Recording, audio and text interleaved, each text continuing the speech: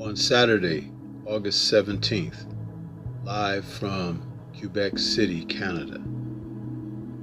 Christian Mbilli will take on Sergey Derevyanchenko, and in that fight we will get a chance to see the blurred lines become clear between these two men and who may have the next opportunity for a title shot at super middleweight. Let's talk about it.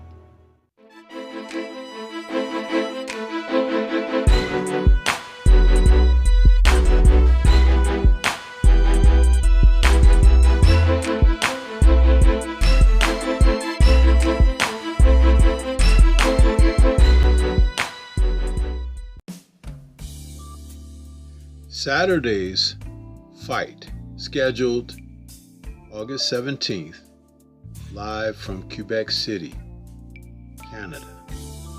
We're going to see top-ranked boxing on ESPN when Christian Mbilli takes on Sergey Derevyanchenko in a 10-round super middleweight fight that is going to propel the winner of this fight toward a possible title shot. This is yet and still again another top-ranked billing where they are putting on their version of a 50-50 fight. Top Rank's last couple of cards have been outstanding, and I expect more of the same when these two men come together. This is a fight that either man deservedly could have been selected to face off against the present champion, Canelo Alvarez, but he has instead elected to go with a less experienced fighter in Edgar Berlanga for his September showdown. But these two men are polishing up their skills and will go in representing the sport once again, as they have done quite admirably over the past couple of years. When we talk about either man, whether it's Mbilli or Derevyanchenko, they are the consummate professional, and they will put on crowd-pleasing matches. These men have toiled in the sport without the opportunity to be selected for a title shot. Sanctioning bodies be damned, because they are the best outside of the champions. When you're talking about Derevyanchenko, he has run into so many circumstances that have kept him on the outskirts, and he brings his record of 15-5 with 10 KOs into this match against Mbilli, seeing that his matches have lost against quality opposition, going all the way back to October of 2019 when he dropped a unanimous decision to Gennady Golovkin in a fight that many ringside and observers on television felt he won that fight, followed by a decision loss to Jamal Charlo, then a split decision, majority decision loss against Carlos Adames in December of 2021.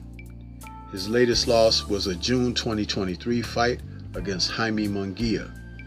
He has shown that he is at the top level of the sport. When you talk about Christian Mbilli, he brings to the fight his tenacious, energetic fighting style, where he's up front, in your face. I have referred to him as a shrunken down Ike Ibeabuchi. He is a two-fisted fighter fighting out of the orthodox stance. He's 5'8.5" with a 72-inch reach, and he likes to get after his opponents, applying a lot of pressure, body punches, hooks, uppercuts, right hands, right hooks, left hooks. He's the type of fighter that is crowd-pleasing. He is a force of nature that it is going to take a man of resolve to be able to stand up at the top end of the sport, the top class of the sport. And so nature calls for Derevyanchenko to come in and provide that as an opponent in this match. Derevyanchenko is bringing a great deal to the bout himself. Not only has he fought and given the best of what he can, he comes in with the fact that he can box from mid-range. He will mix it up on the inside. His fight with Gennady Golovkin saw him besting Golovkin in the trenches and then even scoring from the outside.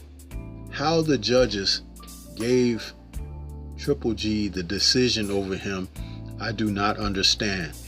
He fought as valiant as you can, and it was at a place and point in time when they were still being very guarded and protective of Triple G. He should have had that decision. Now, when you talk about Mbilli and what he's going to bring in this particular fight, the record of 27-0 with 23 KOs speaks of him being able to close out opponents, but he has nowhere near the type of experience that Derevyanchenko brings in this fight. His one fight against Carlos Gongora in March of 2023 saw him pull out a unanimous decision in a fight that was candidate for Fight of the Year. These two men fought valiantly, and Mbilli was hurt in that fight, but showed the resolve and tenacity to come back and close the show strong. His conditioning helped pull him through that situation. But against Derevyanchenko, what he's going to run into is something that he hasn't had even against Gongora. He's going to run into the fact that the experienced Derevyanchenko will be able to set some traps for him.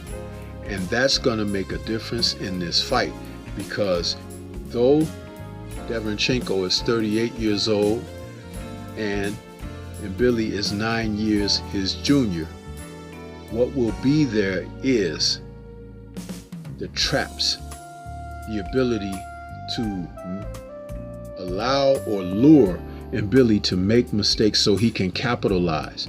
I expect Sergey to have a heads-up game plan for Mbilli, but this will be a sort of a chess match between the two, because you have an older, experienced, wiser fighter who is not beaten down, by the way, against a younger, energetic, hopeful.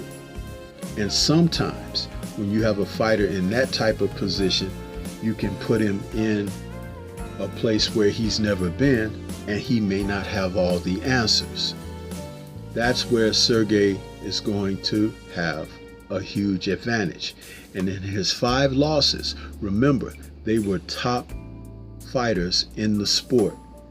The loss to Jaime Munguia was another situation where I felt he really did not lose that fight. But they gave it to Munguia, and you see what Munguia did in the aftermath. He got the title shot with Canelo. So that alone speaks of what they were doing, setting up a point for a candidate for Canelo this year in September, that he would not necessarily have a troubled advantage when he goes in to fight the guy. These two men are going to give us excitement. They're going to provide the type of fight that is a must-see on television, and I look forward to it. I think that Christian Mbilli, if he had been given an opportunity to fight for the title, as he should have been well before now, would have given Canelo Alvarez all that he can handle, because of his youth, the vigor of his style, his strength, and the fact that he only knows one way to fight, and that's to get after it. Canelo is not looking to fight those type of fighters at this juncture in his career, and that's why Mbilli wasn't considered. But he should still get the opportunity.